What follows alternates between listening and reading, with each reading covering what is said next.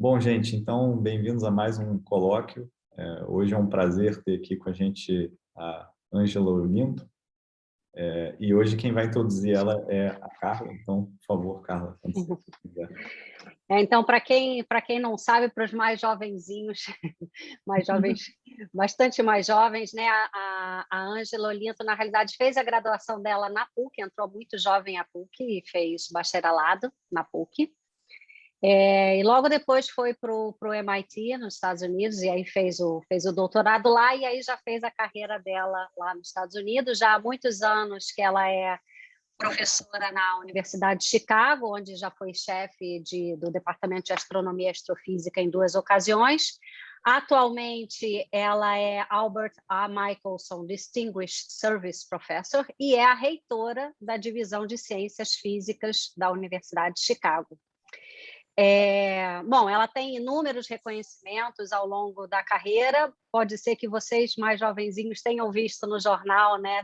Apareceu ela beça no semestre passado, quando ela entrou para a Academia Nacional de Ciências, a Academia Nacional de Ciências e também a Academia Americana de Artes e Ciências, que foi uma honra enorme e um orgulho para a gente também. E a área dela, né, já há muitos anos, ela foca em astrofísica e é uma líder na área de astropartículas, que é a grande área de interesse dela e é o que ela vai falar um pouco para a gente hoje, porque ela é pesquisadora principal desses 2 experimentos, esses 2 projetos que ela está colocando aí no slide, o POEMA e EUSO, e também é membro do OG há muitos anos. Enfim, para a gente é uma honra ter você aqui, Ângela. Obrigada por aceitar nosso convite e espero aí que todos desfrutem.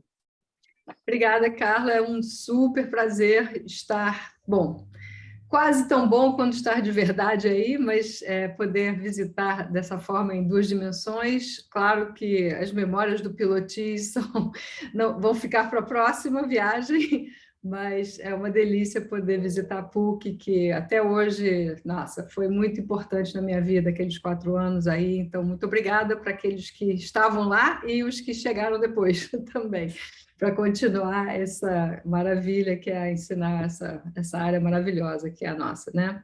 Bom, então, o que eu quero falar um pouquinho hoje é sobre esses observatórios espaciais de astropartículas ultraenergéticas, e como a Carla falou, a gente está construindo o EUSO-SPB, que eu vou dizer o que é um pouquinho mais tarde, e fizemos o desenho do POEMA. O EUSO-SPB são os projetos... Deixa eu, então, já dizer quem eles são. EUSO quer dizer Extreme Universe Space Observatory. Então, depois a gente volta para essa sigla, mas é uma ideia que está há algumas décadas sendo desenvolvida, 2 décadas sendo desenvolvida, para tentar fazer observações de raios cósmicos ultraenergéticos do espaço. E o POEMA é o projeto que a gente desenhou em 2017 até 2019 para fazer realmente algo mais forte ainda do que os raios cósmicos ultraenergéticos, mas também os neutrinos energéticos acima de 10 PeV. Então, é um híbrido da ideia anterior, mais as ideias novas que a gente está botando em prática.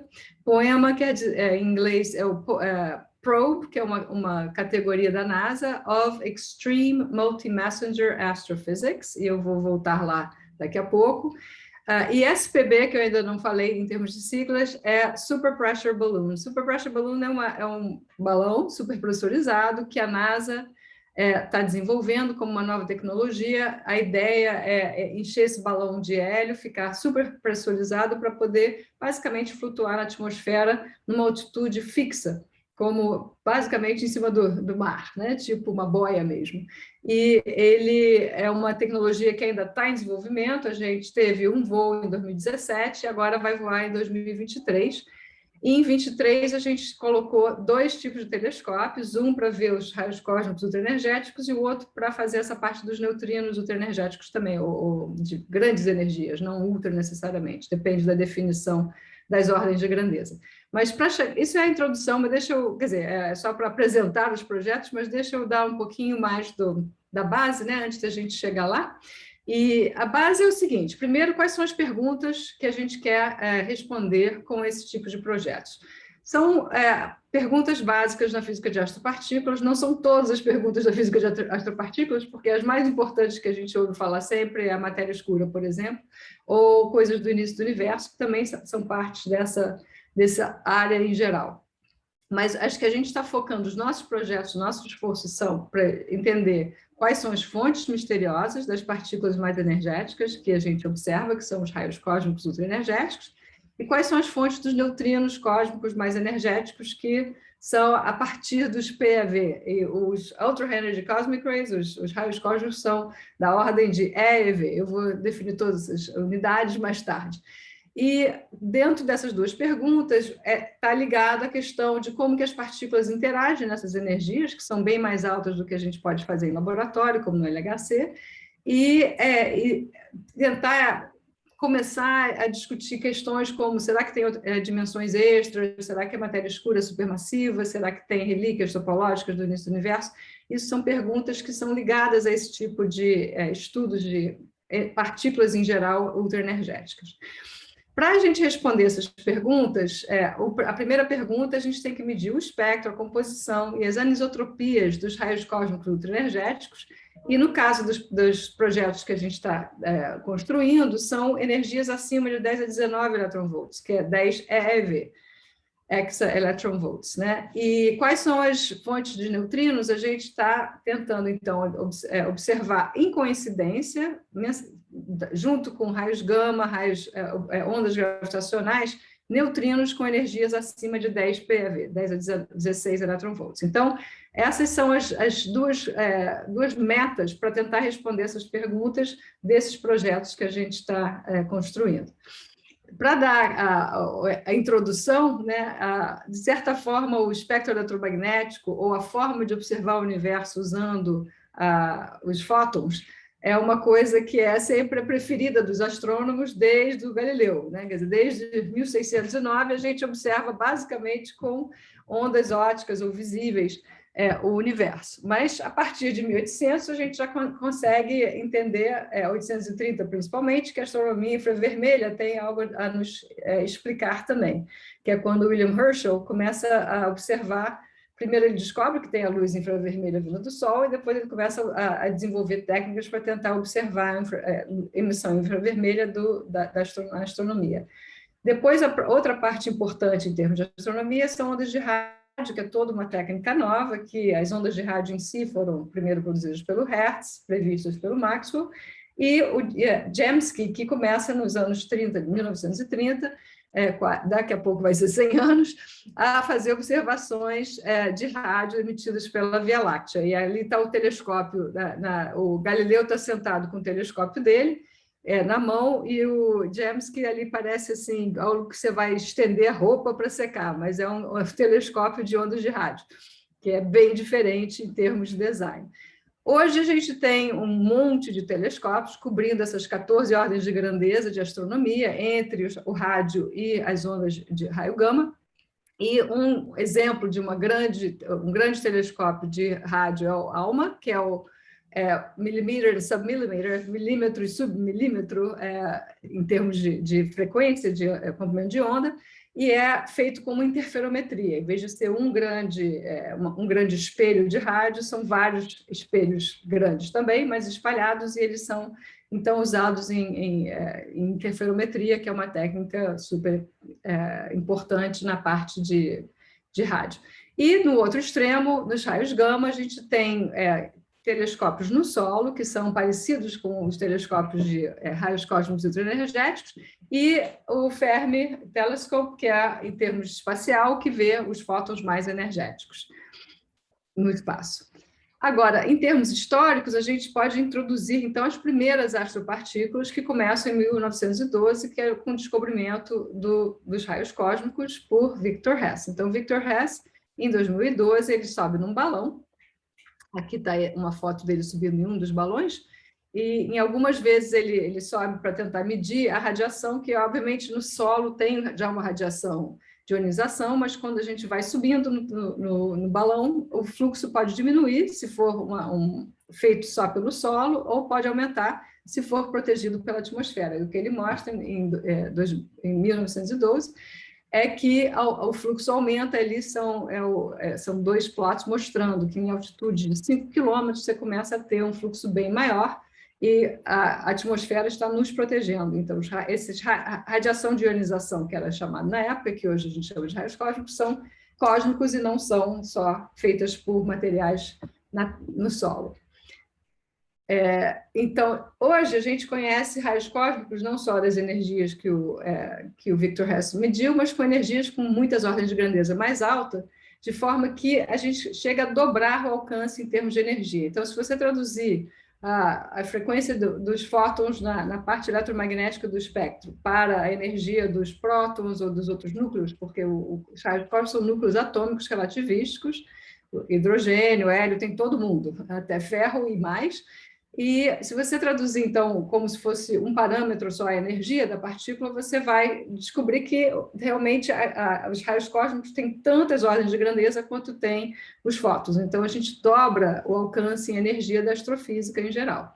E aí eu adiciono os raios gama, que aumentaram bastante, desde o raio gama com a escala de um núcleo até os raios gamas que são basicamente até difíceis de separar dos raios cósmicos, e os neutrinos que estão começando a participar dessa aventura cada vez mais. A gente ainda tem alguns bem claros e muitos que a gente ainda está tentando entender, que é por isso que a gente está desenvolvendo isso. E agora, no outro lado de energias ou frequências, comprimentos de onda maiores ou frequências mais baixas, são as ondas gravitacionais, que estendem esse parâmetro, essa range de parâmetros, mais o mesmo número de ordens de grandeza, se a gente começa a usar Pulsar Timing Array. Então, deixa eu explicar isso aqui um pouquinho. A gente já sabe que a grande descoberta recente nessa área é de ondas gravitacionais. Aqui tem uma simulação de 2 buracos negros parecidos com os que foram observados em termos de massa proporcional, e foram descobertos pelo Advanced LIGO, que tem essa região de sensibilidade que dá já algumas ordens de grandeza comparados com os raios, as ondas de rádio. E se a gente usa o LISA, que ainda está sendo planejado e construído para ser lançado, que seria espacial, aí mais ordens de grandeza em termos de comprimentos de ondas mais largos. E, finalmente, o Pulsar Timing Array, que é algo que está sendo investigado, é uma forma de você medir ondas gravitacionais em escalas dentro da galáxia, monitorando todos os pulsares e tentar ver se tem uma onda gravitacional de comprimento de onda muito grande que passa entre esses pulsares. Aí você realmente triplica o número de ordens de grandeza que a gente pode observar. E essa ideia de que a gente tem várias formas de observar o universo é a tal ideia dos multimensageiros, e só para dar essa noção de que realmente é 40 ordens de grandeza em termos de comprimento de onda. Então, é bastante interessante em termos de como detectar essas coisas todas e de onde elas vêm. E eu gosto de mostrar isso para poder dar a sensação de que realmente os raios cósmicos têm vários tipos de raios cósmicos diferentes, não existe só um tipo, porque temos essas ordens de grandeza todas. Então, aqui é o espectro de raios cósmicos, mostrando que ele tem esse power law, quer dizer, ele não é uma coisa térmica, não é uma emissão térmica que tem quase todos os astros por aí afora, em geral, tem uma emissão térmica com um espectro de Planck, e a gente tem esse espectro que é muito mais duro, a gente diz que continua com energias mais altas, ele cai com uma potência, mas não muito rápido, não é tão rápido quanto o espectro do Planck cairia se fosse assim, uma temperatura típica, né? Então, tem algo que acelera essas partículas. Tem várias ideias de como são aceleradas, choques e outras ideias por aí, mas não é muito óbvio. E um dos problemas de ficar entendendo como que os raios cósmicos chegam nas energias que eles chegam é exatamente conseguir apontar para de onde eles vêm, já que eles têm uma carga e a galáxia e o ambiente extragaláctico está com campos magnéticos, a gente não consegue apontar para as fontes de uma forma direta, a não ser que a gente chegue a energias muito altas, que é por isso que eu gosto dos últimos energy bins aqui, dos energia em volta de 10 a 20. Deixa eu dar um pouquinho mais de contexto aqui desse espectro. Esse espectro são várias experiências novas, diferentes, tentando medir dentro de uma certa região de energia, então colocar isso tudo junto é um certo esforço, porque existem diferenças sistemáticas entre os detetores, mas basicamente tem esse comportamento de Power Law com uma virada nas energias mais baixas. Essa virada do comportamento na parte amarela tem a influência do nosso sistema solar, do campo magnético do Sol, e do sistema solar, que, dependendo da intensidade da atividade magnética do Sol, vai ter mais ou menos raios cósmicos durante o ciclo solar. Então, a parte de energias mais baixas tem variações correlacionadas com o campo magnético do Sol. Quando a gente entra aqui na maioria desse fluxo, aqui é a parte galáctica, ou seja, são raios cósmicos que a gente acha, pelo comportamento deles e pela energia, que eles estão vindo de fontes na própria galáxia, porque eles têm dado o campo magnético da galáxia, eles não podem ter vindo de muito longe, porque eles estão circulando até chegar à Terra e devem ter vindo de um lugar não muito longe, quer dizer, dentro da nossa galáxia. Já na parte azul, a gente sabe que com a energia que eles têm, eles devem vir de fontes fora da nossa galáxia, a não ser que eles apontassem para o plano da galáxia, porque com essa energia tão alta assim, eles começam a virar menos, então deveria ter um aumento. Se todas as fontes dos raios cósmicos ultraenergéticos, de 10 a 19, 10 a 20, fossem na galáxia, a gente provavelmente estaria começando a ver a galáxia em termos de distribuição no céu. E isso não é o que a gente vê algo que é um pouquinho diferente, daqui a pouco eu mostro o que é que a gente vê. Para observar isso tudo, eu mencionei, são 12 ordens de grandezas de energia e 30 ordens de grandeza de fluxo, né? Então, se são 30 ordens de grandeza de fluxo, obviamente não dá para fazer uma medida com um detetor só. Então, tem vários detetores tentando entender esse espectro, medir o espectro, também medir quanto de próton está no espectro, quanto de hélio, quanto de ferro, quanto de oxigênio, etc., de todos os elementos. Tem também, muito menos forte em termos de fluxo, tem uma componente de elétrons, de pósitrons, e tem os raios gama também, que são partes, digamos, da produção desses aceleradores que causam aceleração também dos raios cósmicos. Mas a fonte dominante é realmente prótons até uma certa energia, e depois passa a ser mais pesado, e a variação da quantidade de prótons e da composição dos raios cósmicos com a energia vai nos dar certos elementos para tentar entender de onde que eles estão vindo. Bom, então, os observatórios espaciais são os que conseguem medir diretamente a emissão dessas partículas. Então, eles têm um detetor e um próton passa com energia tal, depois passa um hélio, depois passa um ferro. Já para fluxos muito menores, para você colocar isso, tem que ser acima da atmosfera. Então, são missões espaciais. Se você quer tentar medir acima da atmosfera um fluxo muito menor, você teria que ter um observatório gigante. Então, é muito caro, não dá para colocar coisas muito maiores do que o tamanho de um ser humano no espaço. Então, a gente faz de uma forma indireta e, na realidade, a gente usa a atmosfera como o nosso detetor e a gente instrumenta em volta da atmosfera uma forma de estudar essas partículas. Então, é uma forma indireta, mas que a gente consegue entender relativamente bem. Então, essa forma de observar raios cósmicos através da atmosfera e também raios gama é o resultado da interação das partículas que estão chegando na Terra com a atmosfera da Terra, e as energias são tão altas que quando esses chuveiros de ar extensivos, ou extensive air showers, foram descobertos pelo Pierre Roget, por isso que o nome do projeto é Pierre Roget, ele descobriu em 1937 que deveria ter raios cósmicos primários com energias por volta de 10 a 15 eletronvolts, que era algo absurdamente alto. Naquela época, a gente tinha aceleradores com energias muito menores, e ele fez essa especulação com dados por causa de detetores que chegavam partículas ao mesmo tempo, né?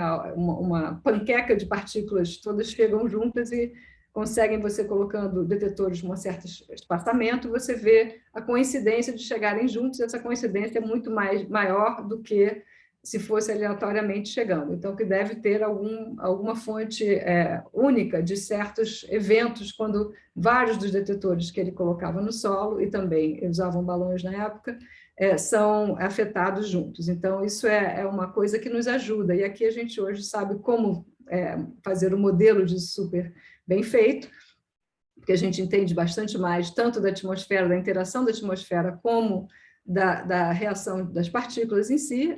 Então, a gente tem aqui uma simulação de um próton de 10 a 14 eletronvolts. Em azul são os hadrons, os muons em cinza, os nêutrons em verde, e a parte eletromagnética, que é fótons, elétrons e pósitrons, em vermelho. Dá para ver que tem bastante emissão eletromagnética, tem no centro mais a parte dos nêutrons e dos hadrons, e tem os muons também, que continuam. Aqui a gente vê duas coisas, né? Esse é o chuveiro se você seguir o centro de energia daquela partícula.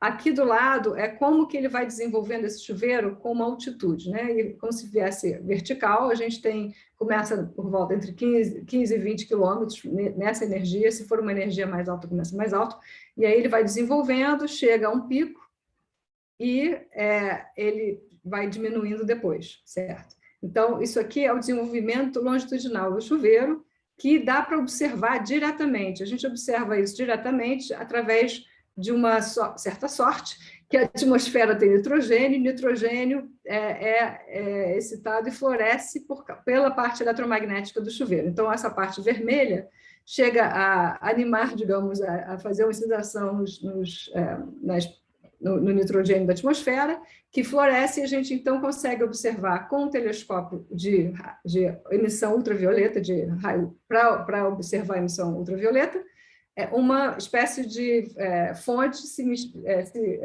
desenvolvendo, aumentando em luminosidade, depois morrendo, com a velocidade da luz na nossa atmosfera. Então, é uma coisa bem bonita de se observar, dado que você tenha os telescópios rápidos e com uma sensibilidade bastante alta para fótons ultravioleta. E aqui no solo são o número de partículas, a distribuição com a distância do chuveiro, da parte da órbita, posição do centro do chuveiro, né? Então, obviamente, bem no centro vai ter bastante partícula e vai decaindo. Mas ela tem, no caso de 10 a 14, são 1 quilômetro, 1,2 km de emissão que dá para detectar esse número de partículas. Quando a gente chega a 10 a 20, são muito mais do que isso, são dezenas de quilômetros, centenas de quilômetros que a gente consegue ver essa distribuição de partículas chegando ao solo coordenada. Então, aqui é uma versão artística do que eu estou falando, chega um raio cósmico ultraenergético que faz um chuveiro, a gente observa esse chuveiro pela emissão ultravioleta, que está aqui representado com a emissão em azul. Tem também a emissão Cherenkov, que é uma emissão direta, que vai apontando junto com o chuveiro, que é usada para detectar os raios gama. Os raios gama de energias mais altas, em termos de observações com telescópios no solo, são feitos com essa detecção da emissão Cherenkov diretamente do chuveiro. Então, você senta embaixo disso e consegue ver. O bom da fluorescência é que, para o fluxo sendo muito baixo, em 10 a 20, a gente consegue ver de bem longe, então não precisa ficar embaixo do próprio chuveiro, porque a probabilidade de você acertar onde pegar o chuveiro é muito pequena. O fluxo em 10 a 20 é um evento por quilômetro quadrado por século, então, ou menos. Então, é muito difícil de fazer isso de uma forma eficiente, né, de conseguir acertar. Mas quando você está falando de energias um pouco mais baixas, dos raios gama, você consegue, então, ter um fluxo maior, e aí você pode desenhar um detetor que basicamente mede o Cherenkov. No caso dos nossos projetos, a gente vai fazer as duas medições. A gente vai ver tanto a fluorescência do raio cósmico ultraenergético, como a emissão Cherenkov. Mas agora, em vez de ser embaixo, chegando do chuveiro que desenvolve e chega no solo, ao contrário, é o chuveiro que sobe do chão, do solo para o céu.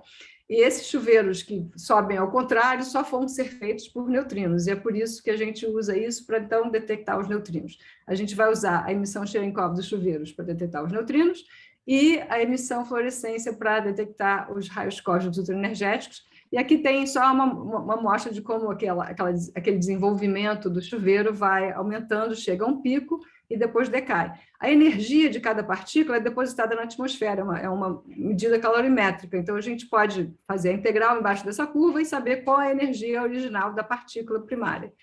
E o máximo do chuveiro vai depender do tipo de partícula que é. Então, dado uma energia, dado uma integral embaixo da curva, se for próton é uma posição, se for ferro com a mesma energia, vai ser em outra posição o X máximo. E é por isso que a gente consegue, então, saber um pouco sobre o sabor ou o elemento de cada raio cósmico, fazer a parte da composição. Então, os maiores observatórios de raios cósmicos ultraenergéticos são os que dão toda a informação do que a gente sabe hoje. É o Pierre Roget, que é o maior de todos, com 3.000 km² na Argentina, em Mendoza, e 3.000 km² com uma rede de detetores e 4 telescópios de fluorescência.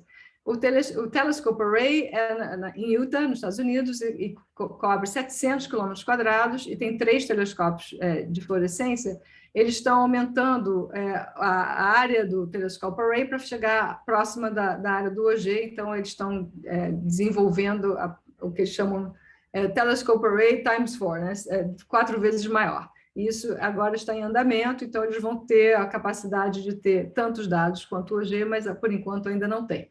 Então, o OG é o líder, e aqui tem um videozinho mostrando um chuveiro sendo desenvolvido dessa partícula primária, e embaixo em amarelo são os detetores das partículas no solo, que quando tem um chuveiro, eles vão detectar as partículas secundárias dessa primária. Então, em amarelo vai ser todos os detetores que observaram algum fluxo maior do que o fluxo background, que é o fluxo de raios cósmicos de energias mais baixas, todos estão em coerência, e a informação de que eles todos observaram algo acima desse threshold vai ser mandada por rádio para a central do observatório. Cada um desses detetores tem que ficar basicamente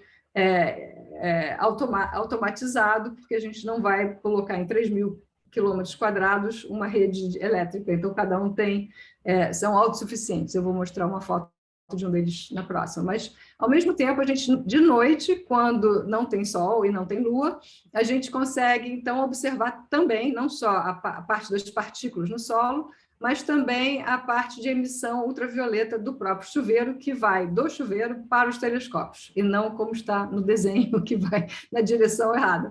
Essa foi uma bobeada da turma de Outreach, né, que fizeram o telescópio mandar a radiação para o chuveiro, e normalmente é o contrário.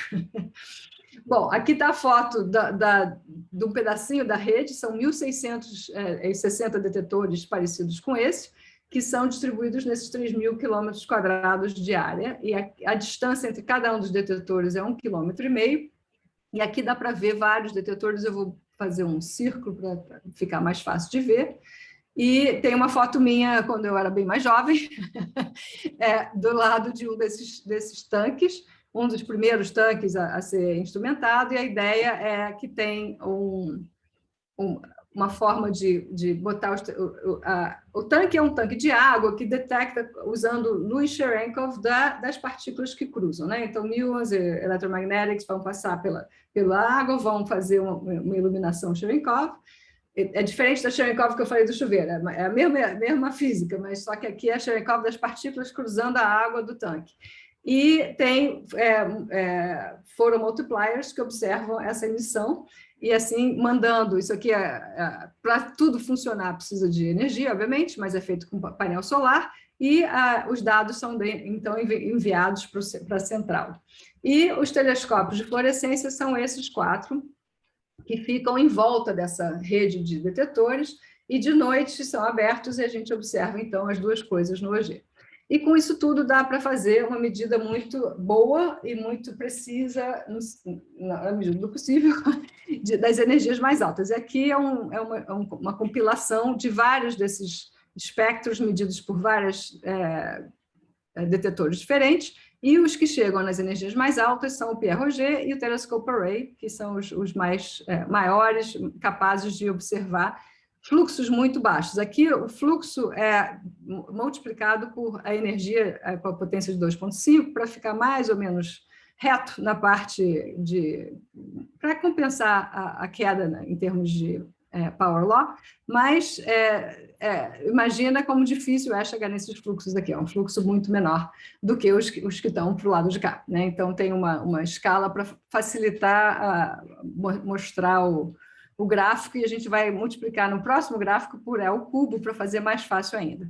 Então, o que você observa, botando toda a história junto, é que tem um Power Law, depois tem uma virada, que a gente chama de joelho, ou knee, e depois tem um ankle e tem essa caída. E toda essa estrutura tem uma razão, a gente não tem certeza quais são as razões, e tem a discussão hoje de que talvez tenha um segundo joelho aqui, mas se você tem uma potência e, de repente, a coisa começa a cair, é bem provável que o acelerador tenha uma energia máxima, e daí para frente, dessa energia máxima para frente, você não vê mais nada dos prótons. Mas com a mesma aceleração de prótons, você consegue acelerar, digamos, o ferro, né, os outros elementos, para energias mais altas, porque as energias aí são energias totais, não energia por número de Baryon.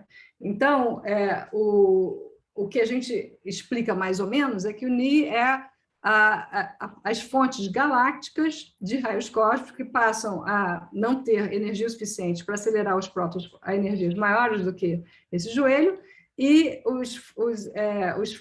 as partículas mais pesadas começam a dominar, e, eventualmente, vai todo mundo para zero. Só que aí chega uma outra componente, que é uma componente extragaláctica, que toma conta nesse ankle, ou talvez um pouco antes do ankle. E aí está essa discussão exatamente quando que uma componente extragaláctica passa a dominar a componente galáctica. Então, isso a gente ainda também não conseguiu responder.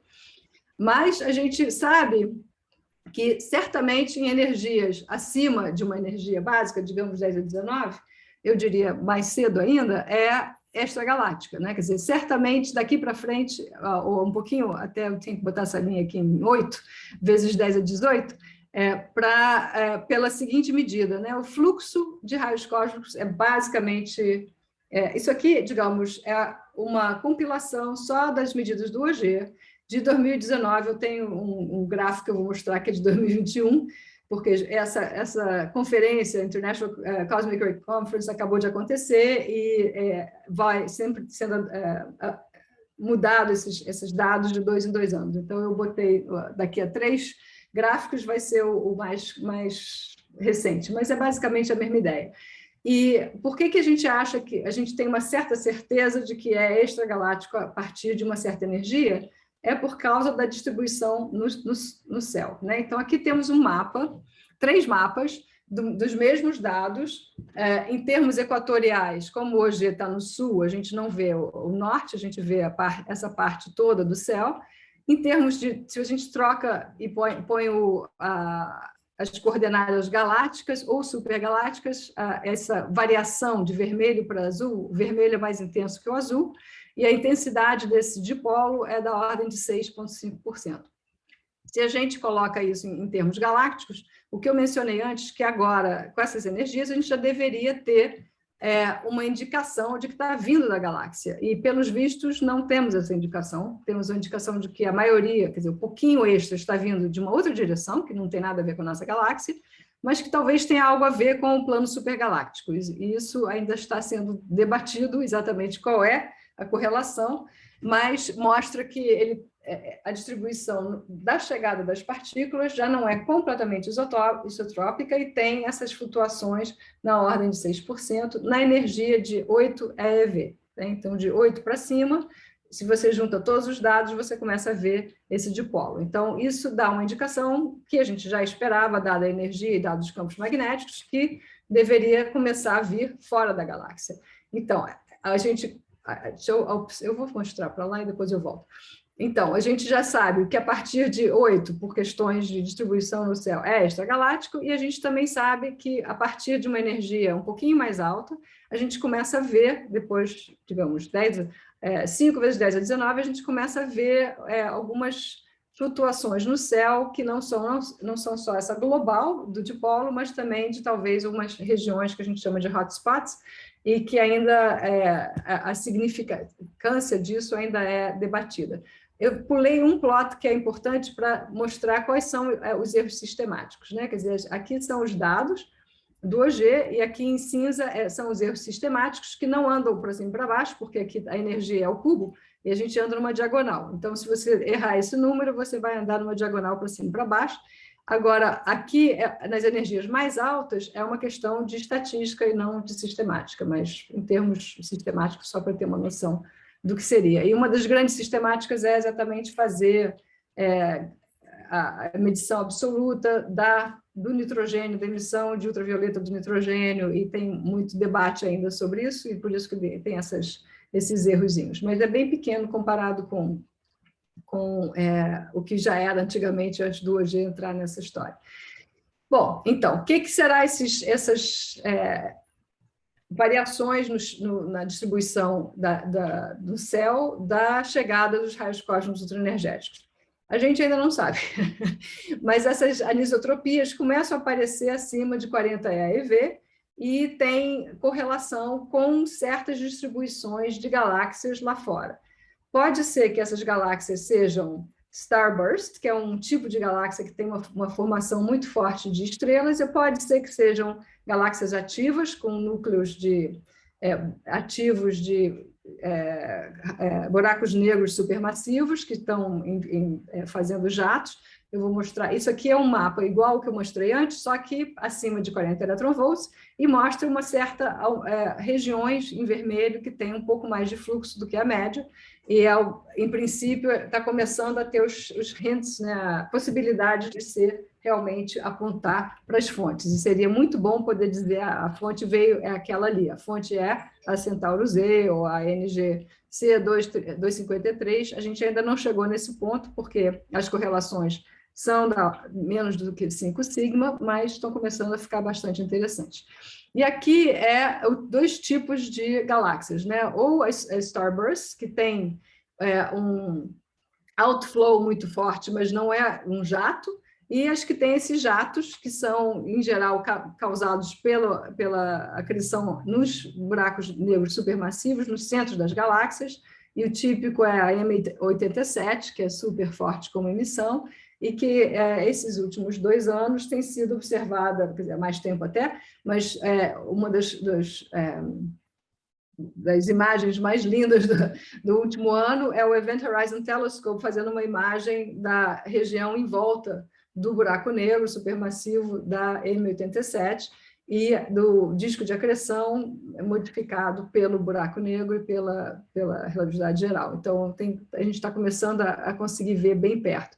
E Centaurus A é uma dessas que tem um pouco de starburst e de AGN, de Active Galactic Nuclei, ou núcleo galáctico ativo, que a gente consegue ver no rádio, no raio-x, esses jatos saindo dela, e ela é uma das mais próximas. Então, ela estando na região vermelha dos mapas, começa a ser uma indicação, mas pode ser que sejam essas starbursts que são em amarelo. Então, essa é a discussão ainda.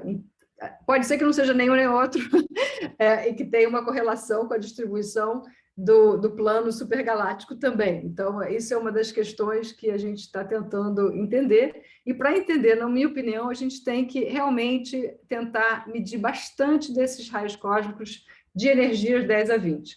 Tá? Então, espero que tenha sido claro que tem muito progresso, o OG conseguiu medir muito bem esse lindo espectro, e começou a ver esses hints de hotspots no céu, e também uma certa surpresa na variação da composição dos raios cósmicos ultraenergéticos, que eu até agora não mencionei, que também parece seguir a mesma tradição dos galácticos, que tem uma variação do tipo de partícula que é mais abundante. Então, daqui para frente, a gente tem essa outra discussão. Se essa virada no espectro ela é a energia máxima dos aceleradores, ou ela é um efeito dado pela propagação da fonte até a Terra.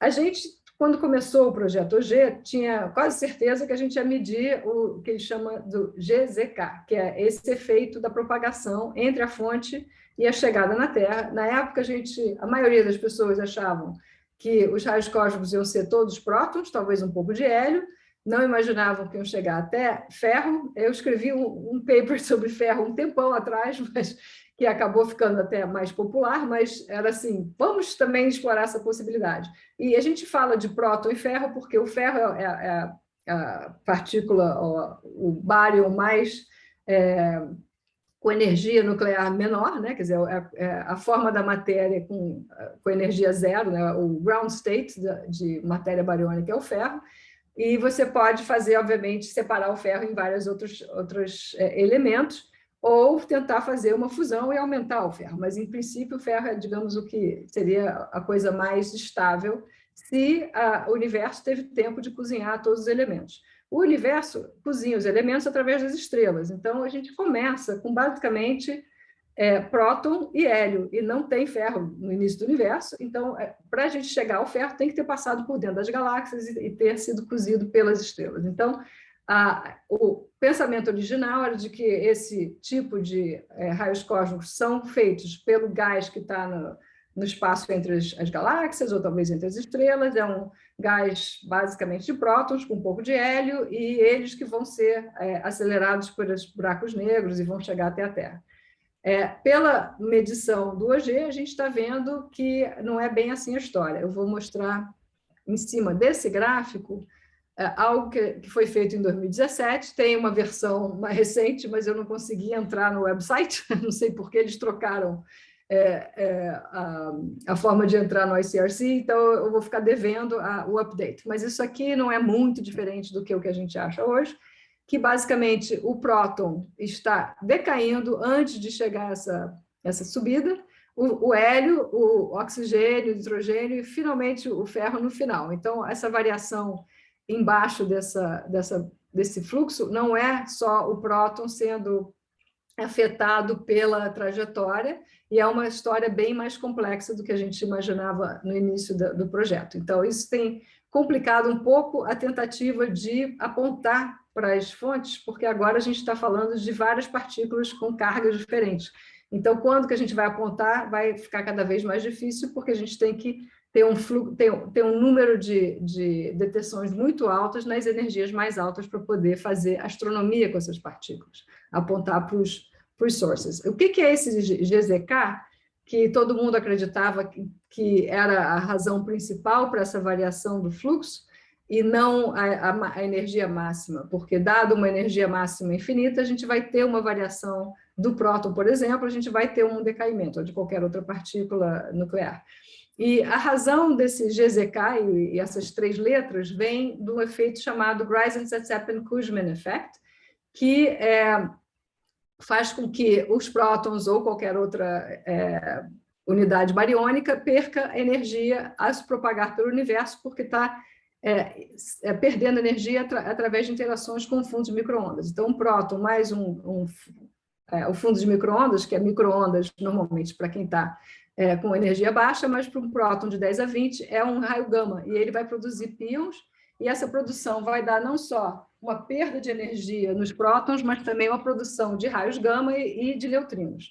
E aí entra, então, os neutrinos. Os neutrinos passam a ser a partícula preferida para a turma de astropartículas, para poder tentar entender não só as fontes dos raios cósmicos hiperenergéticos, mas também outros eventos com energias um pouco mais baixas que vão produzir neutrinos. Tá? Eu estou falando há muito tempo, eu vou tentar dar uma acelerada. Eu imagino que todo mundo já conhece o modelo padrão e quais são as partículas do modelo padrão, e que os neutrinos são partículas hiperinteressantes, porque elas têm zero carga, estão oscilando entre um e outro, e são ótimas partículas para descrever o universo, porque chegam até a Terra sem ser atrapalhadas pelo fundo de micro-ondas, como o fóton e como os prótons também são. Mas o difícil é detectá-las. Então, essa que é uma das grandes coisas que a gente quer fazer também, e essa turma está fazendo, né? Então, a gente tem aqui o espectro dos neutrinos, desde os neutrinos cosmológicos, que seriam os neutrinos como do fundo de micro-ondas, os neutrinos solares, que deu o prêmio Nobel para o Ray Davis e o Koshiba, e aqui tem uma imagem dos neutrinos do Sol, os neutrinos solares e da supernova de 87. Então, esses são dois grandes eventos em termos astronômicos de detecção de neutrinos, e, mais recentemente, usando os neutrinos atmosféricos e do Sol, a mostra de que os neutrinos oscilam entre elétron, muon e tal, propagando de qualquer objeto fora da Terra até nós, e também na Terra também. Então, a oscilação de neutrinos é o Prêmio Nobel de 2015, e fecha a ideia de que os neutrinos de fora da Terra podem nos ajudar bastante. Esses neutrinos atmosféricos são feitos pelos raios cósmicos de baixa energia, e a nova fronteira é observar os astrofísicos, os neutrinos astrofísicos começam a sair agora, e os neutrinos cosmogênicos, que foram os que eu acabei de falar. Os neutrinos astrofísicos estão sendo vistos somente pelo IceCube até agora. O IceCube é um cubo, um quilômetro cúbico de gelo instrumentado no Polo Sul, para observar neutrinos que podem produzir um muon que está subindo, ou podem fazer umas cachoeiras que estão passando por esse detetor gigante em termos de quilômetro cúbico, que comparado hoje é pequeno, mas comparado com quase qualquer outro detetor de neutrino é bastante grande. Então, esses estão começando a ser observados, e eles são observados ao mesmo tempo, pela primeira vez, com raios gama. Então, a gente tem a detecção desse Texas Source, que eles chamam, que é o TXS0506, que é ligado a um blazar. Então, você vê um blazar fazendo uma emissão forte nos raios gama e um neutrino sendo detectado pelo IceCube. Isso está em energias por volta de PeV. O que a gente está tentando medir é exatamente a próxima geração, tanto os cosmogênicos como os astrofísicos de 10 PeV para cima. Bom, agora, deixa eu só mostrar mais um plot, antes de falar sobre os meus projetos de uma forma um pouquinho mais rápida. Aqui é uma compilação do que a gente espera ver e do que a gente já viu. Então, em azul aqui, nós temos a emissão detetada de raios gama. Em energias bem maior, a gente tem a detecção de neutrinos pelo IceCube e, finalmente, os raios cósmicos que eu estava introduzindo nesse tempo todo. Embaixo são as expectativas dos raios gama e os neutrinos cosmogênicos, e aqui são os neutrinos que estão sendo detectados pelo IceCube, que, se continuarem com energias mais altas, a gente deve ver de uma forma bem mais fácil do que está sendo feito até agora. Tá? Então, lembra as perguntas que a gente queria resolver, como é que a gente vai resolver?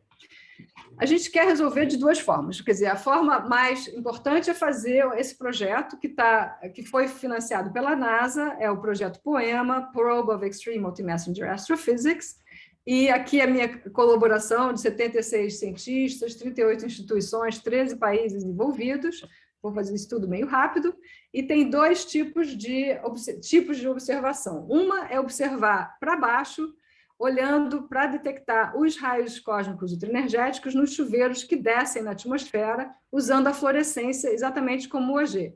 E o equivalente, em termos de, se a gente fosse instrumentar no solo esse tipo de raio, dado a altura, a altitude da nossa missão, dos nossos satélites, a gente teria que instrumentar uma área maior que a distância entre Rio, São Paulo e Belo Horizonte. Então, você imagina o tamanho desse detetor para fazer algo equivalente ao que a gente pode fazer do céu.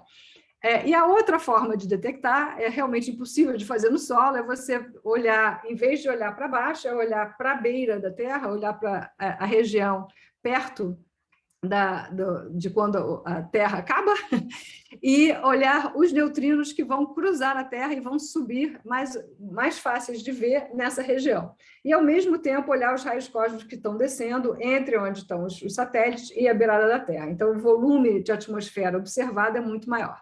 Então, a gente passou 3 anos fazendo esse estudo do POEMA, a gente tem todo um planejamento, temos 2 semanas que a gente passou na NASA com os engenheiros para mostrar que tudo que a gente propõe de ser construído, pode ser levado para o céu, pode ser... a gente teve que fazer com que os 2 telescópios fossem uma sanfoninha para poder caber no mesmo lançamento, e aí a única coisa que eles fazem é eles abrem como um guarda-chuvinha, assim, muito simples, e tudo isso dá para fazer de uma forma muito tranquila, que são vários dados sobre esses telescópios, é um espelho de 4 metros, tem uma câmera de detecção que detecta 2 tipos de emissão, tanto a fluorescência quanto a emissão Cherenkov, e aqui está um desenho dessa câmera, a câmera de Cherenkov em vermelho e a câmara de fluorescência em azul. A câmara de fluorescência a gente já fez e já voou no balão de 2017. Para 2022, nós vamos fazer tanto uma câmera maior de fluorescência, para mostrar de novo que o treco funciona bem, para ver os raios cósmicos descendo, e pela primeira vez vamos fazer uma câmera de raios para detectar a emissão Cherenkov, para poder começar a fazer essa parte dos neutrinos de 10 aPeV para cima. É só para dar uma noção do que a gente está planejando, que Poema seja uma missão lançada no final da década e que vai tomar conta dessa área, vai ter uma sensibilidade maior do que o que está no solo, tanto o Telescope Array quanto o OG. Pode ser que seja feito algo no solo que tem a vontade de chegar a esse tipo de sensibilidade também. Isso aqui é o que a gente chama de exposures, que é quanto os eventos a gente vai ver por quilômetro quadrado por ano e a partir de uma certa data, né? Eu vou pular isso aqui, porque eu acho melhor a gente chegar até o final, antes de passar muito da 1 hora.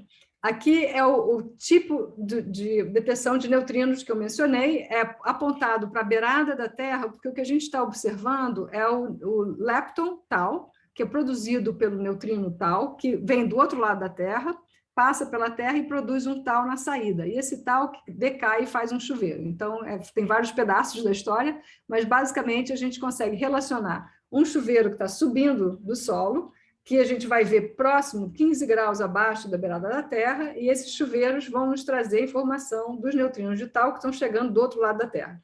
E a energia mínima para isso tudo dar certo é da ordem de 20 PeV. Então, daqui para cima, a gente consegue, então, observar. E a ideia é tentar observar exatamente multimensageiros, né? Alvo de oportunidade, que a gente chama, o Target of Opportunity, que são eventos que estão acontecendo, tipo duas estrelas de nêutron, estão fazendo uma coalescência e estão emitindo ondas gravitacionais ou ondas de raios gama, e a gente consegue, então, ver os neutrinos do mesmo evento.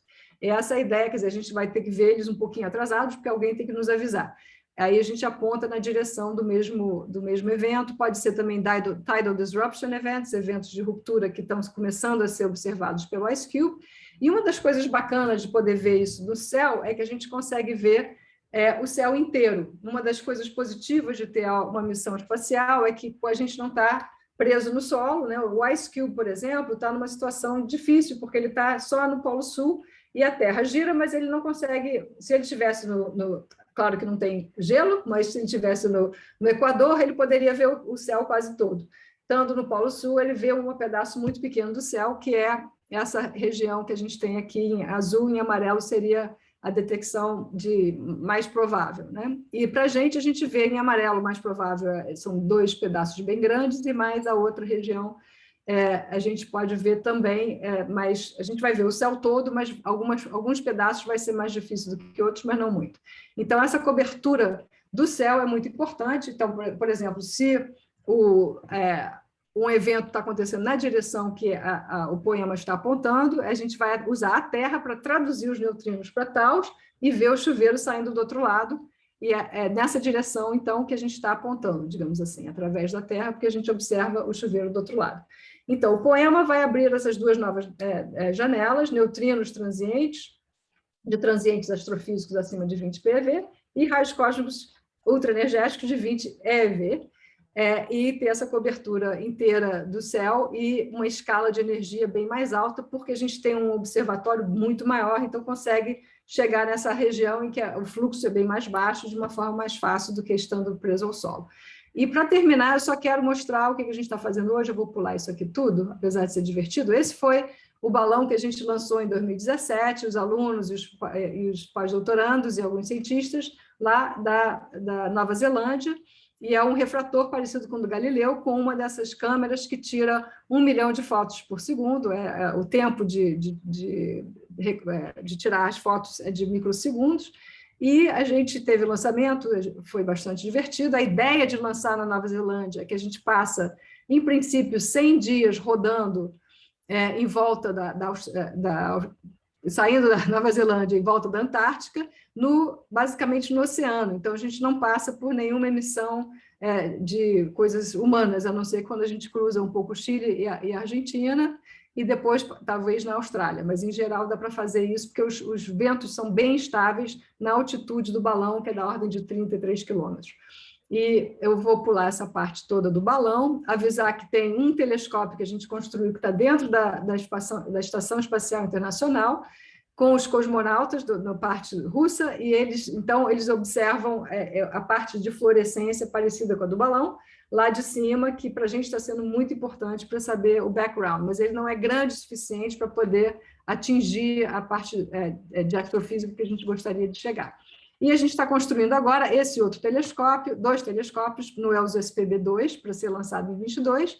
Aqui tem pedacinhos do espelho, a câmera Cherenkov, que vai ser de 10 a 20 nanosegundos em termos de trigger, e de tirar fotos, bem mais rápida do que a de fluorescência, e a gente, então, vou terminar aqui, desculpe a correria no final, mas eu fiquei bastante relaxada no início, tinha que ter falado um pouquinho mais rápido. Então, para fazer a conclusão, a gente está trabalhando um time bastante grande, internacional, muito dedicado e trabalhando, apesar da pandemia, construindo o EUS-SPB2 para ser lançado em 23, com 2 telescópios. O telescópio olhando para a beirada da Terra é o de Cherenkov, para ver esses neutrinos que vão produzir um tal e vai subir na direção do telescópio, e os outros olhando para baixo para ver exatamente essa emissão de fluorescência. E o poema é o que a gente propõe para fazer no final do século, da década, e está sendo discutido agora e sendo priorizado pela NASA, e a gente deve saber qual é a prioridade de vários outros projetos que existem. No próximo mês ou 2, vamos saber qual vai ser o futuro do poema. Então, muito obrigada, e eu vou terminar só mostrando, eu vou pular aqui esta parte, deixar isso para a parte das perguntas, o videozinho do lançamento do nosso balão em 2017. E deixa eu tirar, se eu puder, o som. Obrigada, desculpe ter demorado um pouco. Tá ótimo, Ângela. Muito obrigado. Palestra incrível. Então, agora a gente abre, pessoal, para perguntas. Quem quiser fazer perguntas, por favor, só levantar a mão e falar. Então, a Tati tem uma pergunta. Pode falar, Tati. Oi, Ângela. Muito boa essa palestra, obrigada, muito interessante. Eu estava só pensando aqui, como é que o efeito dos raios cósmicos nos astronautas, assim, eles têm proteção? Isso é uma ótima pergunta, e é uma das razões que muito disso que a gente faz é financiado, né? Eu acho que eu parei o vídeo antes, mas é bastante alta, é um problema sério para os astronautas em geral, e se a gente quiser ir para Marte um dia, vamos ter que resolver essa história, porque é uma radiação muito forte, né, e começa a modificar as suas células. Então, não é muito saudável ficar fora da atmosfera sem proteção, e não é fácil fazer uma proteção. Quer dizer, os meus raios cósmicos são muito raros para dar muito problema para os astronautas, mas os de energia mais baixa têm um fluxo altíssimo, né? Tem vários por metros, bom, dependendo da energia, mas muitos por metro quadrado por segundo. Então, você está sempre sendo radiado por prótons e outros elementos, e não é muito bom para a parte biológica do ser humano. E botar um shield é uma coisa meio difícil também, né? Porque você pode botar um shield, por exemplo, botar um ferro, né? Ou algo pesado, mas aí a partícula reage naquilo e produz secundárias, aí você continua sendo irradiado. Então, não é muito óbvio. Tem muita especulação de botar muita água em volta e tal, mas nada muito óbvio de proteger os astronautas, não. Eles têm que ser fortes mesmo e tomar o risco. Tá bom, obrigada. Obrigado, Tati. Tem uma pergunta do Armand agora. Sim. Oi, Angela. Oi. Tudo bom? Só tenho uma pergunta sobre o poema. Qual é a energia máxima do neutrinos no tal que pode ser detectado com um poema? Em princípio, é EV, né? Quer dizer, a gente vai... Se tem neutrinos, a gente está vendo, né? O problema é saber o fluxo, porque, obviamente... Peraí, deixa eu ir lá para um... Então, vamos fazer o seguinte, deixa eu fazer uma coisa diferente. Eu estou aqui com 2 telas e está me atrapalhando. Eu acabei de mudar o vídeo do lugar. Deixa eu pegar algo meio... Talvez seja mais claro. Aqui.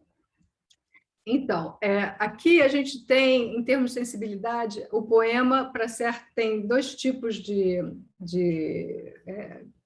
transientes, uns que têm uma emissão alongada, por exemplo, essa aqui é os long bursts, que levam 10⁵ a 10⁶ segundos, e o poema tem 2 curvas, uma curva mais escura é o que a maior parte do céu a gente pode ver, e uma região do céu que a gente vê mais ainda, porque se você pensar, né, você tem uma órbita e está dando voltas e você vai ver a maior parte do céu é do outro lado da Terra e é o que está projetado para o outro lado.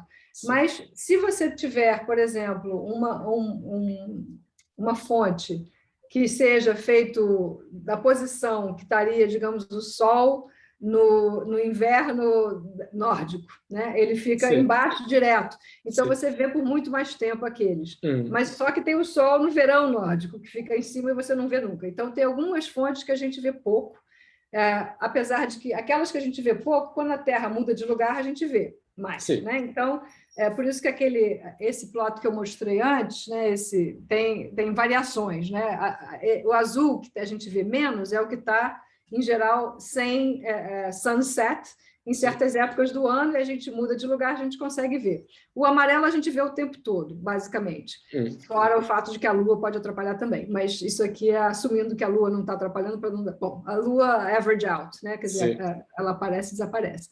Então, em princípio, a gente tem uma sensibilidade para esses, que é parecido com essa curva aqui, e, obviamente, se tiver um fluxo alto em 10⁵ GeV, a gente vai ver também, mas tem que ter um fluxo alto.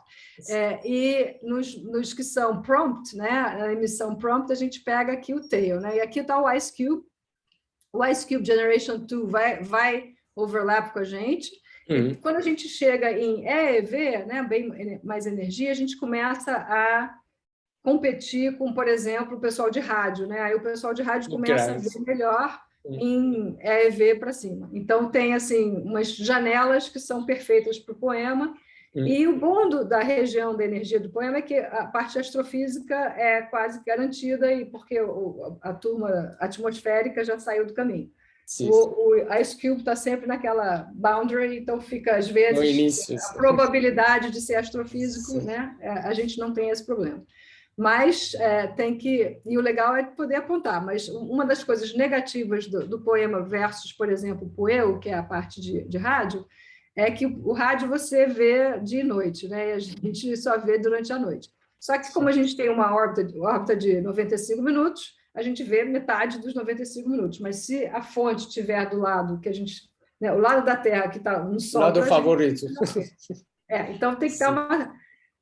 se a gente tem 10⁵ segundos, 10⁶, né, a gente tem um mês, a gente chega lá, a gente consegue ver porque a Terra sai do lugar em relação ao Sol. Mas se a gente só tem alguns segundos, tem que ser aquele pedaço da Terra que está do lado escuro da observação, que é do lado claro do neutrino. Que é uma tradução do neutrino, né, através da Terra. Essa parte da curva que vai para cima no altas energias, isso por causa da propagação do newton dentro da Terra vai ser menos provável, né? As altas energias. Você está perguntando do poema? Sim, do poema. Eu estava pensando a mesma coisa hoje. Então, é por causa desse ao quadrado aqui. Se você for experimental e for mostrar um plot feito, o pessoal do Poeu mostra... que eu vou mostrar aqui, a coisa vai descendo sempre, né? Porque aqui é DNDE. Então, em princípio, a gente vê qualquer coisa, contanto que o fluxo seja autossuficiente. A gente não tem um corte de energia, né? O que a gente tem é um corte de fluxo. Agora, quando a gente faz E ao quadrado, aí ele mostra... Sim, mas ainda é mais que E quadrado. Se você mostrar sem E quadrado, não vai ser constante nas altas energias. Não. Não, mas o que a gente mais se preocupa é com o threshold da energia mais baixa, não com a energia alta, né? A energia alta a gente vai perder por causa do fluxo, mas na energia baixa a gente vai perder porque a gente tem um threshold. E para a gente, peraí, deixa eu voltar lá, desculpa que não está muito organizado, mas para a gente, esse threshold aqui é exatamente qual é o chuveiro que a gente consegue observar em Cherenkov feito por um tal. Né? Se o tal tiver uma energia muito baixa, o decaimento não dá para a gente ver a 500 quilômetros. Né? E, por exemplo, para o balão, a gente vê energias mais baixas. Então, se a gente fizer esse mesmo plot para o SPB2, a gente consegue um pouquinho mais baixo em energia. Por outro lado, a gente tem uma sensibilidade menor, porque não tem um volume tão grande da beirada da Terra, a gente vê menos beirada da Terra, porque a gente está mais próximo do Sol. Então, a beirada é um pouquinho... o ângulo e o volume de detetor é menor. Né? Obrigado. Obrigado, irmão. Então, próxima pergunta é do Antônio. Antônio. Oi, Ângela, tudo bem? Oi, tudo Obrigado ótimo. Obrigado pela palestra. No slide 39, você mostrou uma figura que eu fiquei com uma dúvida, se você pudesse colocar lá no slide 39. Vamos chegar no 39. Yes! Nem deu para explicar, né? Eu já estava atrasada. Às vezes eu falo tão rápido no início que eu chego aí rápido, mas hoje eu fiquei bem relax e falei, já acelera, senão não vai chegar. Sim, sem problemas. Sem problemas. Eu fiquei um pouco curioso com esse canto inferior direito, que você coloca como otimista de você observar os raios de gama cosmogênicos, porque eu sei que eles sofrem um efeito cascata e eles vão para as energias mais baixas, né? Lá para TeV. E como é que você espera observar um fluxo cosmogênico em tão altas energias? O quão otimista você teria que ser? Exatamente, quer dizer, se for otimista, né, como pode ser muito baixo, e a grande incógnita deste cálculo é o fundo, porque a gente conhece muito bem o fundo de micro-ondas, mas só que para os raios gama nessas energias não são só os micro-ondas, é o fundo de rádio também, que não é tão bem observado, a gente não tem uns erros, né? Então, otimista quer dizer que foi destruído menos e pessimista é que foi destruído mais porque o fundo é mais forte, né? Na região de onde está dentro das fontes até a Terra. Então, para observar esses raios, esses fótons, né, de energia, esses raios gama de altas energias, altíssimas energias, você usa a mesma técnica dos outros, né, dos raios cósmicos. Então, em princípio, o OG pode ver, por enquanto ele aqui tem um limite do OG, né, dos raios cósmicos que possam ser raios gama. A gente, com o POEMA, vai começar a observar nas energias mais altas aqui, porque, em princípio, o fluxo de raios, a gente começa a ter, se der certo, né, se for otimista, a gente começa até ficar igual aos raios cósmicos. Então, a gente consegue matar dois coelhos com uma cajadada. Eu fico sempre na dúvida, dois birds with one stone em inglês. Às vezes eu falo a brincadeira em inglês, em português e vice-versa, aí ninguém entende o que eu estou falando. Mas dois coelhos numa cajadada só. E isso a gente vai, em princípio, começar a ver os raios gama. Se a gente tiver uma sensibilidade muito grande dos raios cósmicos, é o mesmo evento, né? Você tem uma cachoeira também, uma interação do raio gama que faz uma extensive air shower, né? Um shower e dá para observar. Sim, mas você não perde, por exemplo, uma certa sensibilidade para a distância, né? Porque o quanto mais longe, mais essa cascata vai fazer efeito. Então... Exatamente. Otimista que tem fontes pertinho o suficiente. Exatamente. Tá. Por isso que os neutrinos são os favoritos, né? Porque os neutrinos, em princípio, você vê o universo inteiro, que às vezes é bom, às vezes é ruim. O ruim é que a gente vê o universo inteiro, não sabe de onde estão vindo, porque está vindo de todos os lugares. Então, tem sempre o lado positivo e negativo. No caso dos raios gama, se a gente vê qualquer coisa, é muito interessante, porque foi feito não muito longe.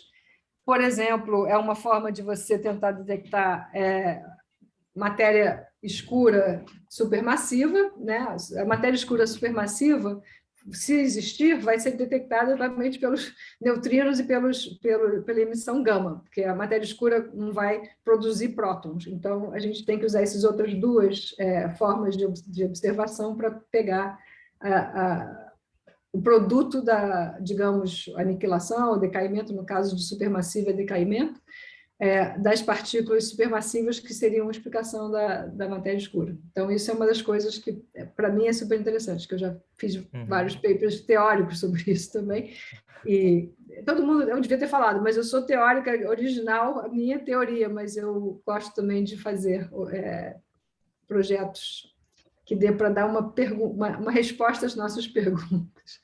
Sim. Então, Antônia, eu respondi mais ou menos o que você queria saber? Sim, respondeu. Eu tenho mais uma pergunta, se ninguém tiver uma pergunta, mas é uma pergunta rápida até. Pode fazer. Tem tempo. Tá bom. É porque o quanto mais alto você vai da energia do raio cósmico, né, menos ele vai ser defletido pelos campos magnéticos. E é porque eu nunca fiz essa conta, mas eu não sei qual a perspectiva de você conseguir detectar a direção da fonte original às energias 10 a 20 eletronvolts, ou por aí. Eu tenho um slide que eu não botei que teria essa resposta, mas deixa eu fazer de uma forma bom, tem uma coisa bem interessante. A gente sabe que o campo magnético... Deixa eu botar isso aqui primeiro. Não, deixa eu te falar primeiro, depois eu ponho. Tá Senão duas informações vai complicar. A gente, se você fizer, né, o Larmor Radius, né, o raio de Larmor, né, física, sei lá, 2, não sei que número para essas energias, você pode descobrir uma coisa interessante, que é basicamente 1 kPa para energias de EeV, ou 10 EeV, eu já esqueci exatamente, para campos magnéticos de microgauss, que é exatamente o que tem na galáxia. Então, a espessura da galáxia é basicamente o raio de Larmor, né? Então, se ele está vindo da galáxia, a partir de 100 EeV, você começa a não virar um círculo inteiro, por isso que a gente acha que deveria aparecer, mas faltou uma variável, que é o Z, né? A carga dessa coisa. Se for Z igual a 1, a gente vê mais cedo do que Z igual a 26 do ferro.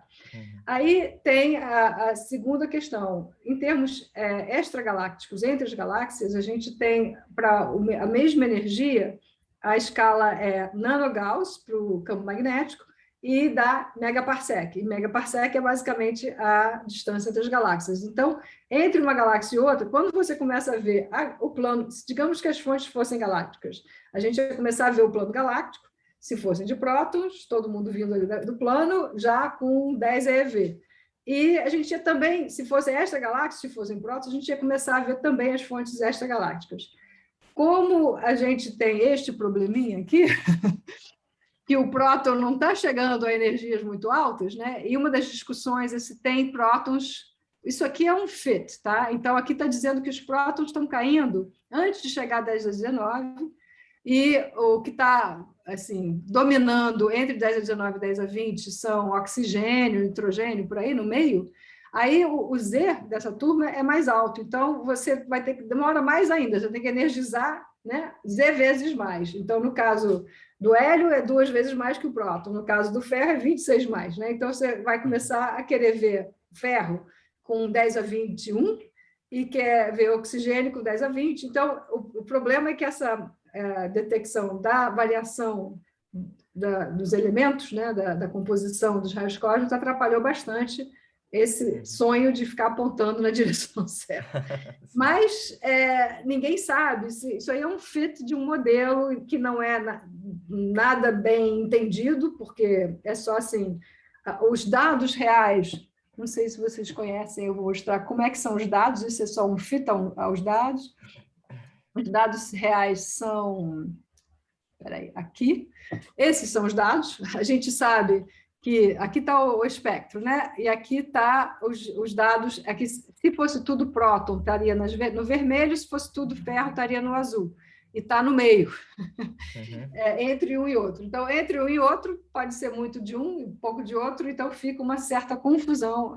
Tem os mais recentes que estão aqui, quer dizer, mais recentes, mais ligados ao modelo que eu estou mostrando, mas, por exemplo, se a gente puser o próton sobrevivendo num nível um pouquinho menos dominante, vai continuar batendo com os dados. Então, os dados só estão dizendo que são misturados, você tem vários parâmetros para poder fazer esse fit, e, obviamente, a gente gostaria que tivesse bastante prótons com energias altas, mas a gente não sabe se tem ou não.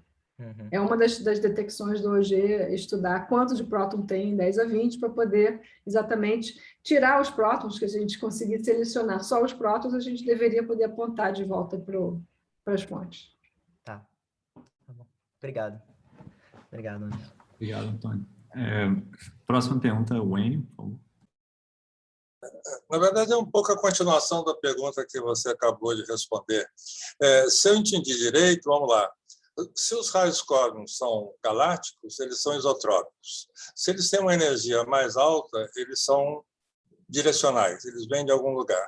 E, além disso, você diz que tem os prótons, o hélio, o nitrogênio, o silício e o ferro. A pergunta é, são direções diferentes de acordo com os elementos ou eles coincidem? Então, só corrigir o início que você falou, se forem galácticos, seriam isotrópicos. Não, se forem galácticos nessas energias e forem prótons, a gente deveria começar a ver o plano da galáxia. Então, eles não seriam muito isotrópicos. E a anisotropia que a gente mede não aponta para o lado da galáxia, então, por isso que a gente acha que essa anisotropia é vinda dos extragalácticos, mas a gente só também está tateando, porque ainda é um efeito leve, né? Mas certamente a maioria é isotrópico, e o que a gente consegue separar com anisotropia mostra que não vem da galáxia. Então, nas energias acima de 8 eV, então 8, 10 a 18 eletronvolts. O que você perguntou é exatamente o que a gente adoraria fazer. É poder fazer o mapa do céu de cada elemento, né? Então, a gente teria que pegar... Como os fluxos são muito baixos, a parte estatística começa a morrer exatamente quando... e isso é a razão principal da minha lógica de querer ir para o espaço. É o fato de que a estatística começa a ficar complicada, né? Então, a partir daqui, a gente sabe que tem essa anisotropia que não aponta na direção da galáxia, então é provavelmente extragalactic, que provavelmente antes já era, mas a gente não tem certeza. E aqui deve ser uma mistura de galáctico e extragaláctico, ainda tem uma discussão muito grande do que está acontecendo do lado de cá. Mas daqui para frente, cada vez fica mais simples. Se você conseguir medir um monte de raios cósmicos em 10 a 21, não tem muito erro, porque mesmo que seja ferro, tem que começar a apontar de onde veio, porque não vai conseguir virar nos campos magnéticos que a gente conhece. Então, o ideal era ir 10 a 21, só que aí o fluxo é cada vez menor, né? Então, a gente está brigando para ter dados suficientes para poder fazer um mapa. Então, se a gente tivesse assim, total controle, a gente ia fazer observações enormes nessa região, entre 10 a 19,5 e 10 a 20,5, aumentar suficientemente o número de medidas ali para poder separar 5 sabores diferentes, né? Dizer, ó, esse evento parece mais ser próton, esse evento parece mais ser ferro, esse parece ser oxigênio. Aí a gente quer fazer o mapa de cada um dos elementos.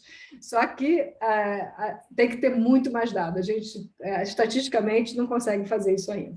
E é exatamente a grande coisa de fazer algo no céu, algo espacial, é que a gente consegue ver um volume da atmosfera tão maior, ordem de grandeza maior, que a gente consegue ter mais dados exatamente nessa janela de energia. Um complemento dessa pergunta é o seguinte: eu imagino que o fluxo de ferro seja a ordem de grandeza menor do que o de próton, mas em termos de eficiência de detecção, não é mais fácil detectar o ferro do que o próton com velocidade igual? Bom, a gente consegue ver os dois têm basicamente o mesmo efeito, né? Como o número de partículas criadas pelo chuveiro são bilhões e bilhões, ou centenas de bilhões e trilhões, o fato de que o próton é 1 bárion e o ferro são 56 não faz muita diferença no final da história, porque a quantidade produzida é muito grande, dada a mesma energia, né?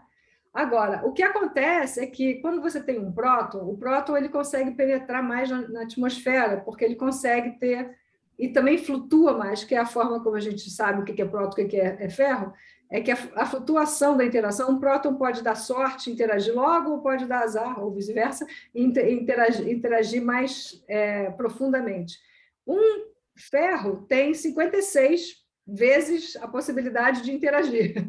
Então, a probabilidade dele interagir antes é bem maior, para a mesma energia por bárion. Aí você troca a energia total e aí você faz essa tradução entre um e outro, e aí mostra que, né, dado um próton com uma energia E e o ferro com uma energia E vezes A, né, quer dizer, mais energético, mas com a mesma energia por bárion, ele vai interagir um pouquinho mais alto na atmosfera, porque a probabilidade de interagir é maior.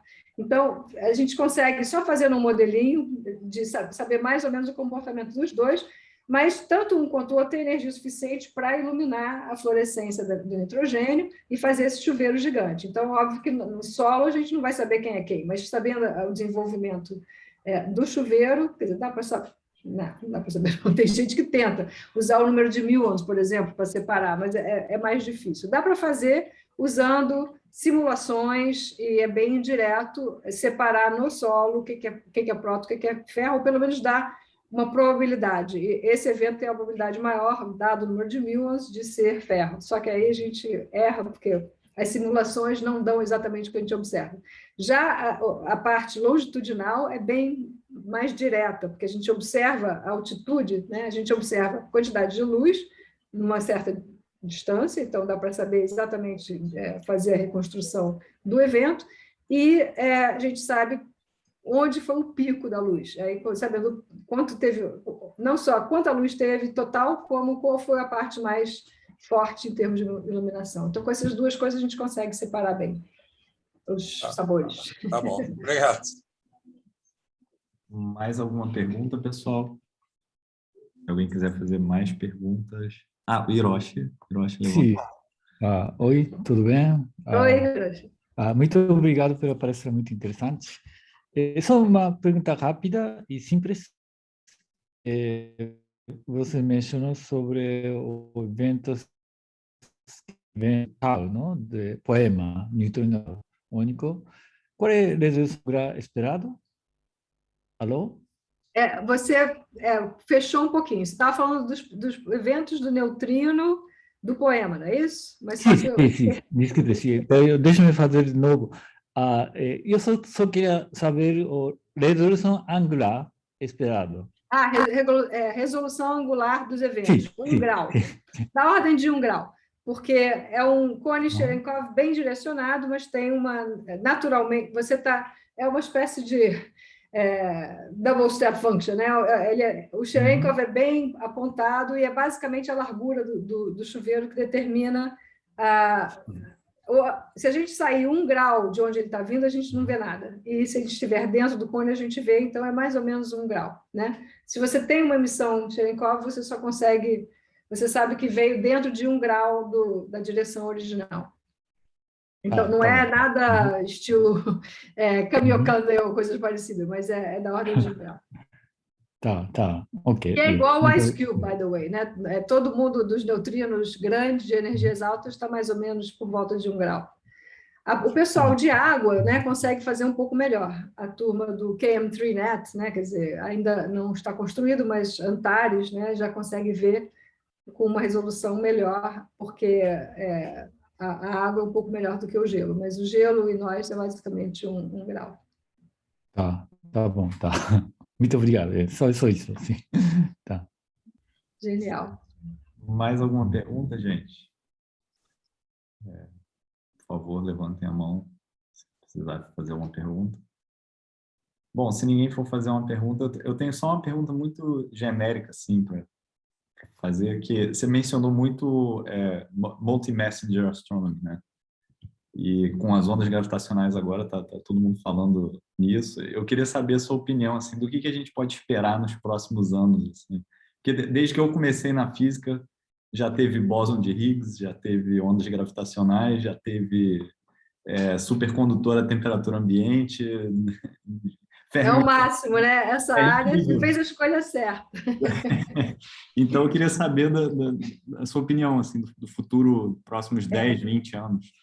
Eu acho que, certamente, assim, esse é o evento que a gente confia mais, né? Tem vários eventos tentativos de blazar. Então, isso aqui é uma espécie de prova de que pode ser feito. Não quer dizer que a gente está fazendo de uma forma corriqueira, de forma a entender mais. Mas esse evento que o IceCube viu ao mesmo tempo na direção de um blazar, que também tem emissão no MAGIC, no Fermi, e, em princípio, outros telescópios de raio gama podem ver também, já mostra que neutrino e raio gama dá para medir junto. O que seria legal é neutrino e ondas gravitacionais, né? Nessa parte de tudo ao mesmo tempo, né? de multimensageiros com transientes, aí os raios cósmicos não vão contribuir, vão ser só os neutrinos e ondas gravitacionais e os fótons, porque eles todos chegam ao mesmo tempo. Os raios cósmicos demoram um tempo para chegar, mesmo andando perto da velocidade da luz, por causa do campo magnético, né? Então, se a gente chegar a 10 a 22 em várias décadas na frente, talvez pudesse, mas, em princípio, a gente nem sabe se a gente vai conseguir observar nada em 10 a 22. O que vai ser muito legal, e não tem por que não acontecer, ondas gravitacionais e neutrinos, porque ondas gravitacionais de duas estrelas de nêutrons certamente produzem neutrinos, né? Porque a gente tem uma quantidade de matéria nuclear lá fazendo reações incríveis. Dois buracos negros não é tão óbvio, né? Porque se não tiver nenhum material bariônico em volta, vai fazer neutrino como? Mas, em geral, eles não estão isoladésimos e tem modelos, né? Um dos modelos tem a ver quer dizer, existem vários debates, aí a gente entra na parte da teoria, de se você acredita ou não que vai ter um efeito também na parte bariônica em volta dos buracos negros. Mas duas estrelas de nêutrons não tem erro, vai rolar algo interessante. Agora, se a gente vai conseguir ter os detetores de neutrinos na mesma direção que o pessoal da onda gravitacional vai assistir, que não é muito óbvio. Por isso que, para mim, essa coisa de cobertura do céu é muito importante, porque o IceCube é genial, o IceCube Gen 2 é mais genial ainda, mas vai estar no Polo Sul. Então, não tem como eles verem coisas em outras regiões muito facilmente, dependendo da energia, né? Porque eles têm um observatório quase 4P, quando você começa... 4P não, mas 2P, quando você começa... 2P, desculpe. Quando você começa a botar energias mais baixas, aí eles conseguem passar pela Terra, né? Mas os de altas energias, acima de 10 PeV, começa a ter dificuldade de cruzar a Terra toda, então você vai ver eles mais vindo no horizonte do IceCube, e por isso que a cobertura lá fora é menor. Mas com o KM3Net já dá uma ajuda. Então, o KM3Net com o IceCube já começa a ter uma cobertura legal para essa parte de PeV, 10 PeV, e a gente vem 10 a 100 PeV e depois vê o pessoal do rádio. Então, se a gente pudesse ter muito dinheiro, a gente faria todas as experiências e teria um monitoramento constante dos neutrinos, ao mesmo tempo que a gente tem um monitoramento das ondas gravitacionais, né? E nas ondas gravitacionais vai ter toda uma nova geração, vai ter um detetor no Japão, outro na Índia, e tem o LIGO, Advanced LIGO e o Virgo, e o LISA ia ser bem bacana de ter lançamento também. Eu acho que os europeus liderando, os americanos ajudando na parte de lançamento do LISA, vai ter algo bem bacana também nessa próxima década, ou outra década. O JWST mostra que pode levar 3 décadas para algo que foi aprovado, começou a construir e ser lançado. Então, a gente tem que tomar as vitaminas todo dia de manhã. Obrigado, Ângela. Tem só mais uma pergunta da Gisele, ela levantou a mão agora. Quando você... Oi, boa noite. Eu estava esperando a minha internet estabilizar um pouco. Muito obrigada pela palestra, foi maravilhosa. Eu queria te perguntar uma coisa. Recentemente saiu um resultado do Observatório Lhaço a respeito do mapeamento de fontes em PeV. Eu queria te perguntar se o Poema também tem essa ambição de fazer esse tipo de mapeamento dessas fontes aceleradoras de energias Qual muito foi altas. o observatório? Porque cortou exatamente quando você falou, Foi observatório... o Lhasa na China. Ah, o Lhasa, sim, sim. Poema vai ser energias bem mais altas, né, que o Lhasa nesse sentido, porque a gente, quando a energia... O Lhasa é no solo e tem detetores super... É mais parecido com o OG e o ROC, né? Tem essa versão mais ou menos... O ROC, eu não falei nada do ROC, mas é outro observatório de raio gama, feito com tanques parecidos com o do OG, mas mais compactados para ver uma energia um pouquinho menor. E o poema, em princípio, vai poder observar o céu todo em parte de raios cósmicos totalmente. E como os raios cósmicos estão vindo sempre, a gente vai ficar... A ideia é exatamente fazer isso, é ficar observando os raios cósmicos energéticos o tempo todo, mapeando o céu em 4P, depois que a gente conseguir dar a volta no Sol, né? Quer dizer, a gente vai vendo um pedaço do céu e a Terra vai rodando, a gente vai vendo o resto do céu, aí fecha depois de uma volta inteira. Em princípio, a gente vai ficar 5 anos, é a missão base, e a gente vai, obviamente, pedir, se tiver tudo funcionando, continuar. E, então, a parte de raios cósmicos energéticos, deveríamos ter um mapa geral, e se a gente tem basicamente a medição fluorescência, então a ideia do que o Enio estava perguntando, de fazer um tag, qual é a probabilidade de cada evento ser que tipo se é próton ou se é ferro, para poder separar as espécies e fazer mapas com cada espécie, é um dos sonhos que a gente teria, dado o fluxo que a gente não tem certeza qual vai ser. Mas a gente tem noção pelo OG, porque a estatística é pequena, mas dá uma noção de mais ou menos onde deve ser o fluxo. Para os neutrinos, a gente vai ter que fazer uma decisão, porque a gente aponta numa certa direção. Eu estou desenhando agora, talvez Gisele seja o seu pensamento, a gente está desenhando agora algo que é um poema-linha, um outro poema, que tenta fazer a observação dos neutrinos em 360 graus da beirada da Terra. Então, a gente estaria observando toda a parte observável toda a noite, né? Então, tem noite e dia a cada 95 minutos, e a ideia, então, aí a gente pode fazer realmente um monitoramento e pode, em princípio, descobrir os neutrinos. No caso que a gente desenhou, a gente vai apontar, então a gente precisa alguém nos avisar para onde, né? Se for, aí a gente tem todo um esquema de dizer, se for um raio gama de um blazar, né? Se tiver uma onda gravitacional que tem toda uma estrutura de avisar um ao outro, né? Se tem um neutrino com uma energia interessante, uma direção interessante no Ice Cube, a gente aponta para aquela direção. Então, a gente teria que meio que reagir a outras observações.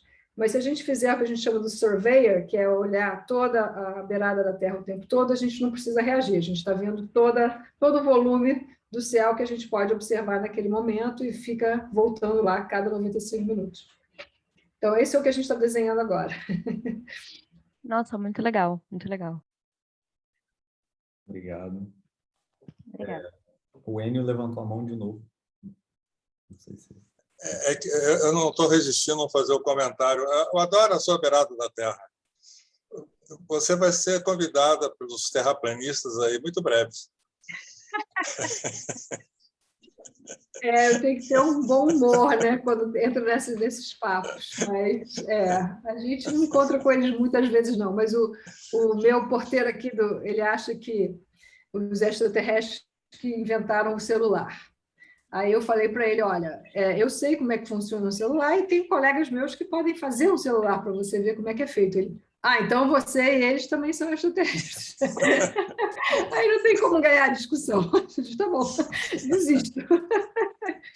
Muito então boa, ele né? me chama de extraterrestre cada vez que eu entro.